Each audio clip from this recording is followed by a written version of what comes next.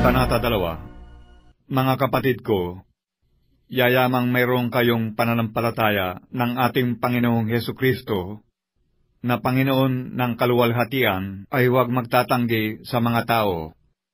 Sapagkat kung may pumapasok sa inyong sinagoga ang isang tao na may singsing na ginto, at may magandang kasuotan, at may pumapasok namang isang dukha na may damit na hamak, at inyong itanggi ang may suot na damit na maganda, at inyong sabihin, maupo ka rito sa dakong mabuti, at sa dukha ay inyong sabihin, tumayo ka riyan, o maupo ka sa ibaba ng aking tungtungan.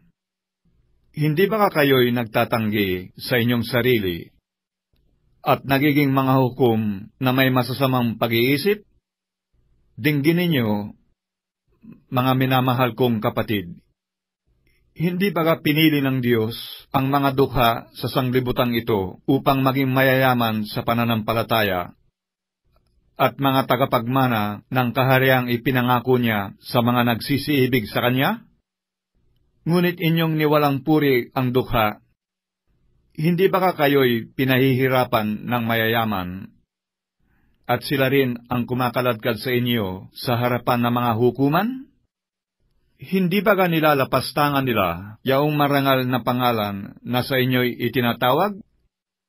Gayunman, kung inyong ganapin ang kautosang hari, ayon sa kasulatan, iibigin mo ang iyong kapwa na gaya ng sa iyong sarili, ay nagsisigawa kayo ng mabuti.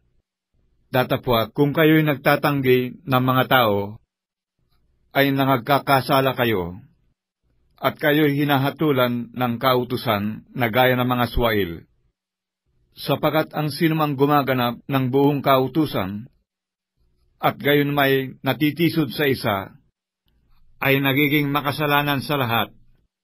Sapagat ang nagsabi, huwag kang mangalunya, ay nagsabi naman, huwag kang pumatay. Ngayon, kung ikaw ay hindi nangangalunya, ngunit pumapatay ka, ay nagiging swail ka sa kautusan.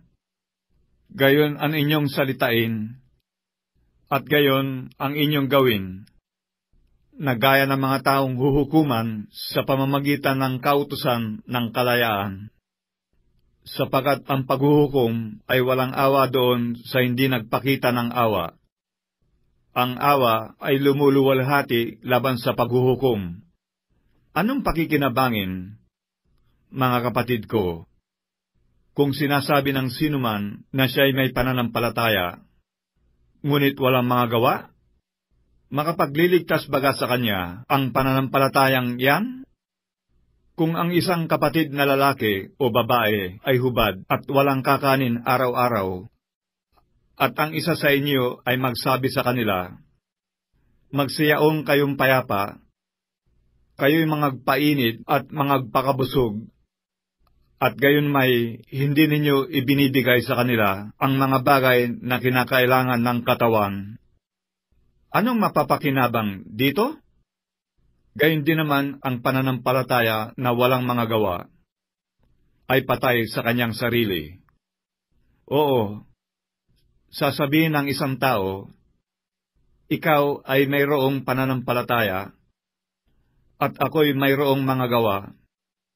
Ipakita mo sa akin ang iyong pananampalatayang hiwalay sa mga gawa, at ako sa pamamagitan ng aking mga gawa ay ipakita ko sa iyo ang aking pananampalataya.